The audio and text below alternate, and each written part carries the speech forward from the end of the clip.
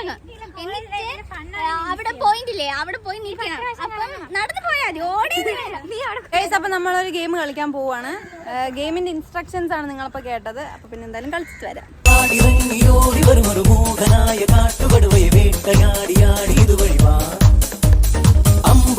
ഒരു കയ്യബദ്ധം നാറ്റുകരുത്.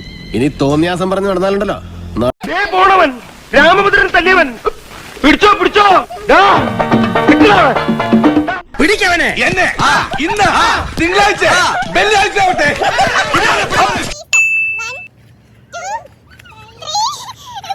വല്ലാത്ത തലവേദന, ഞാനൊന്ന് കിടക്കട്ടെ.